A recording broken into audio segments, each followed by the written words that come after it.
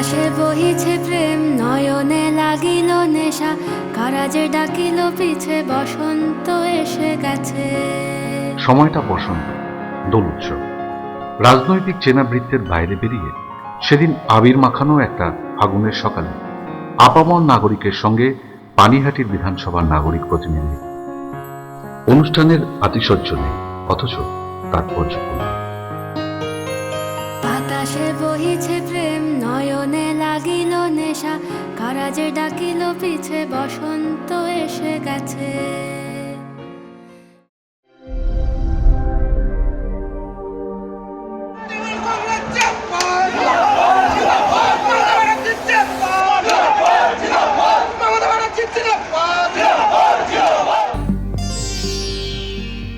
পায়ে পায়ে এগিয়ে চলেছে একটা লম্বা মিছিল। নিছক রাজনৈতিক স্বার্থসিদ্ধির মিছিল নয় এটা। এই মিছিল লক্ষ্য পূরণের মিছিল। লক্ষ্য পানিহাটিকে স্মার্ট সিটিতে রূপান্তরিত করা। কাজ অনেকটাই সম্পূর্ণ, আর যেটুকু বাকি আছে এই মিছিলে সেটাই যেন পূরণের আহ্বান।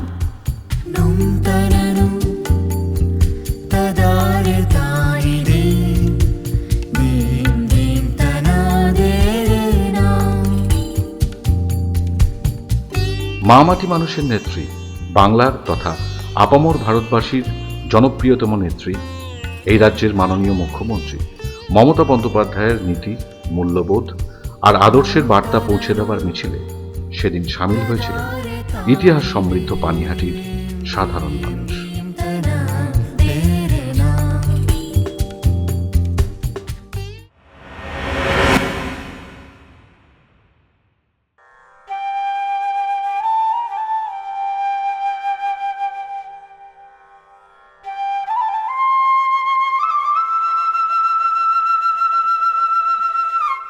পানিহাটি বাংলার বহু ইতিহাস, বহু পট পরিবর্তনে সাক্ষী হয়ে দাঁড়িয়ে আছে এই শহর। সুদূর অতীতে বাংলার অত্যন্ত গুরুত্বপূর্ণ এই বাণিজ্য কেন্দ্র আজও তার কৌলিন্য বজায় রেখেছে। বর্তমানে কলকাতার উপকণ্ঠে অন্যতম গুরুত্বপূর্ণ শহর এই পানিহাটি। মহাপ্রভু শ্রী চৈতন্যদেব ও নিত্যানন্দ মহাপ্রভুর স্মৃতিধন্য পানিহাটি মহোৎসবতলা আজও বৈষ্ণব ও হিন্দু ছাড়া সর্বধর্মের তীর্থ। ঠাকুর শ্রী রামকৃষ্ণ পরমহংসদেব বহুবার এখানকার চিরা মহোৎসবে যোগদান করেন। বিশ্বকবির স্মৃতি বিজড়িত গোবিন্দহোম আজও দর্শনীয় স্থান হিসেবে গণ্য হয়। জাতির জনক মহাত্মা গান্ধী সোদপুরকে তার দ্বিতীয় গৃহ বলতেন। সোদপুর খাদি প্রতিষ্ঠান গান্ধীজি নিজে উদ্বোধন করেছিলেন।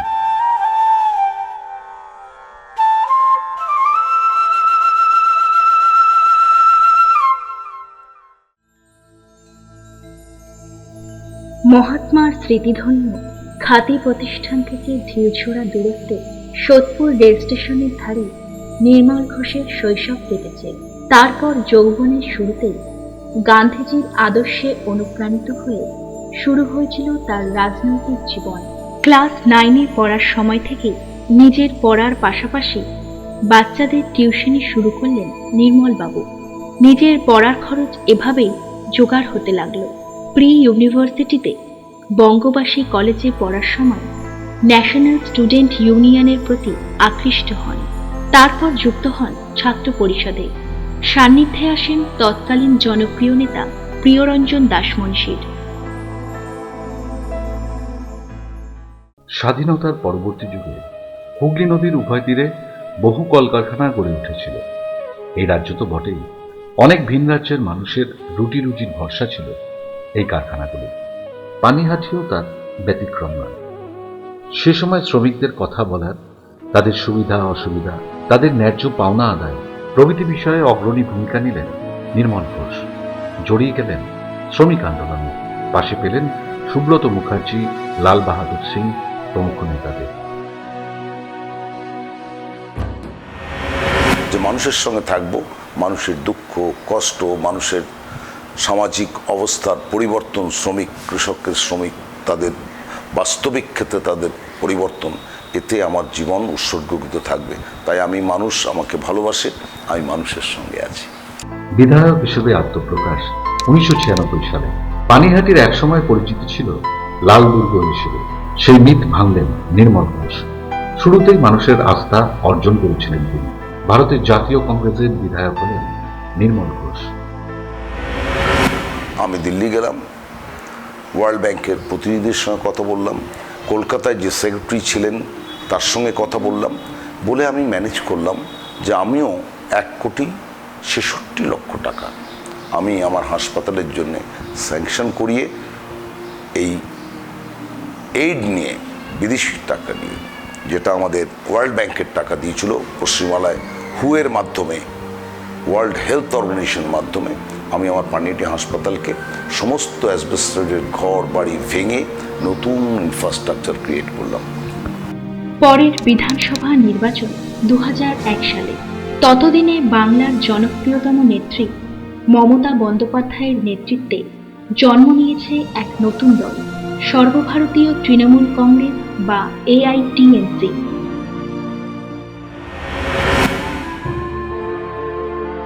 পানিহাটির বিধায়ক হিসেবে দ্বিতীয়বারের প্রতিদ্বন্দ্বিতায় আবারও জিতলেন নির্মল ঘোষ।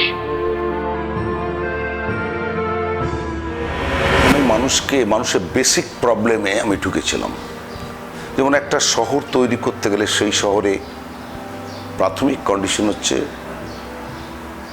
আমার এখান থেকে পলতা থেকে পরিশোধিত পানীয় জল কলকাতায় চলে যায়, তাহলে আমরা পানিহাটি ব্যারাকপুর মহকুমার মানুষরা কেন পরিশোধিত পানীয় জল পাবো না? এই একটা আওয়াজ আমি পশ্চিমবাংলার বিধানসভায় তুলেছিলাম এবং মানুষের কাছে তুলেছি, আমরা কেন পরিশোধিত পানীয় জল পাবো না। আমি সেটা নিয়ে রাজ্য এবং কেন্দ্র দুটির কাছেই আমার এই আবেদন আমি পাঠিয়েছিলাম। 2006 সালের নির্বাচনে জিততে পারলেন না নির্মল ঘোষ।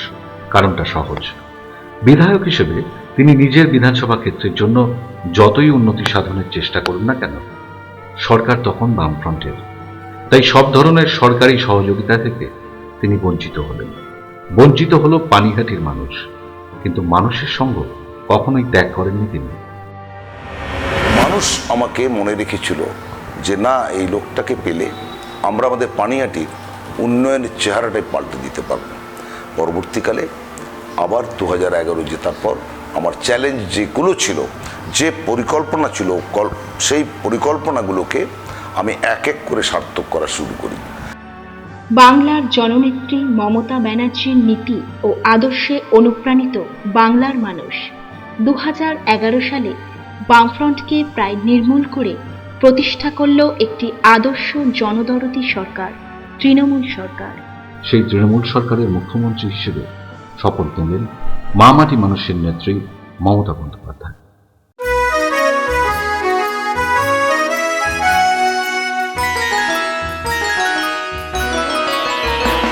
দেখো বদলে গেছে বাংলা, দেখো এগিয়ে গেছে বাংলা।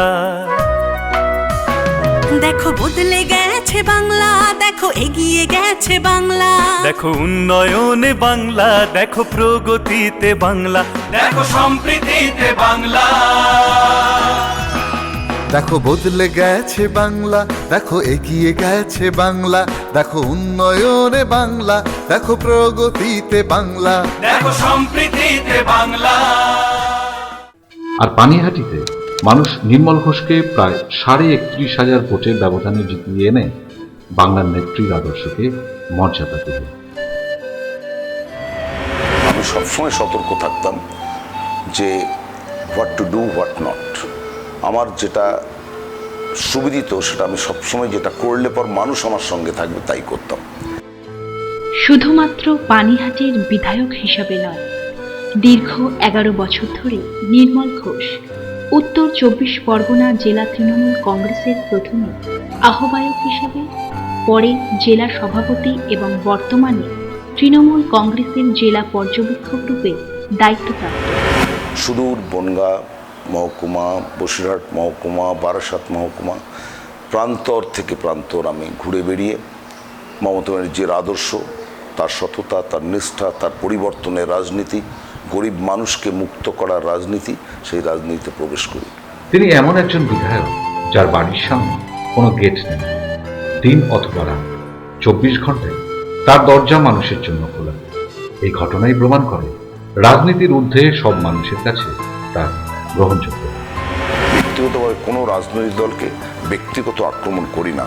যেটা সিপিএম, কংগ্রেস, বিজেপি তারা মমতা ব্যানার্জিকে ডাইরেক্ট আক্রমণ করছে, আমাদেরকে ডাইরেক্ট আক্রমণ করছে, যেটা মানুষ ভালোভাবে নিচ্ছে না।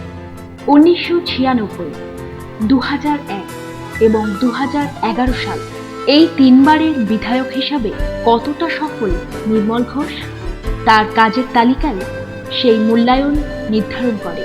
পানিহাটি বিধানসভা অঞ্চলে সার্বিক উন্নয়ন বলতে যা বোঝায় সবটাই সম্ভব হয়েছে তার সময়।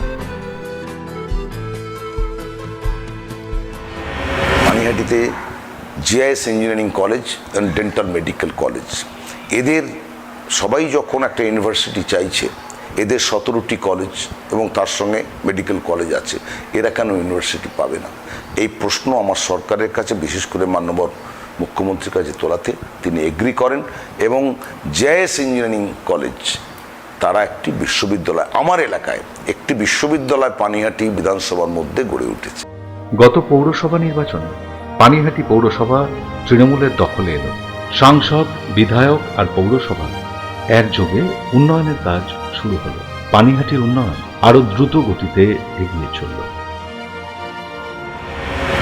এমএলএ সাহেব এবং এমপি সাহেবের কাছ থেকে আমরা সম্পূর্ণ সহযোগিতা পেয়েছি।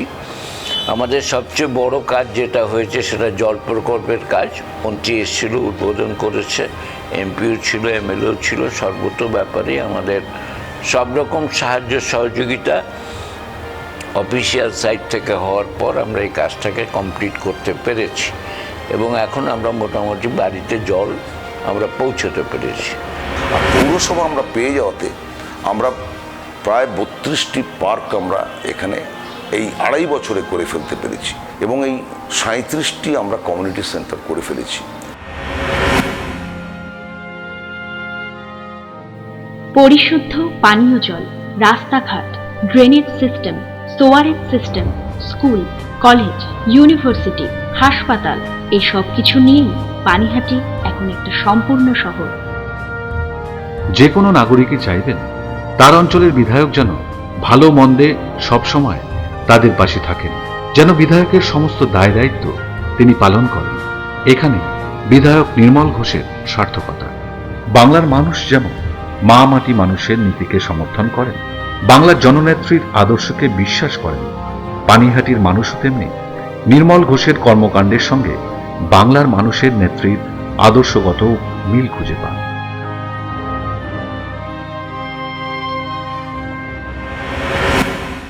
আমার এলাকায় বন্ধ কারখানার জমিতে আমি কোনো প্রমোটিং করতে দিইনি। আমার সঙ্গে রাজ্যের সুপ্রিমো মমতা ব্যানার্জির এখানেই আদর্শের মিল।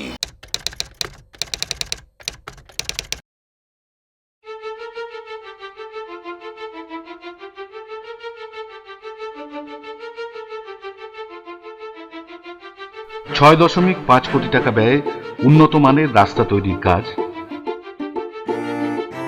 43 কোটি টাকা ব্যয়ে ড্রেনেজ সিস্টেম তৈরির কাজ, 248 কোটি টাকা ব্যয়ে জল প্রকল্পের কাজ প্রায় সম্পন্ন হয়েছে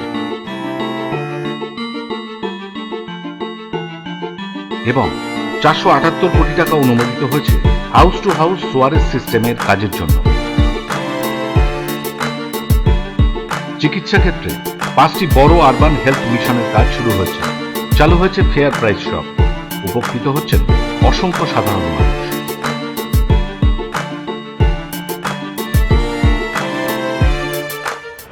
আমি আমার বেশি পয়সা কিনতে হতো, অসুবিধা হতো, কিনতে পারতাম না সর্বসুস্থির মতন। এটা হওয়াতে আমাদের সুবিধা করেছে।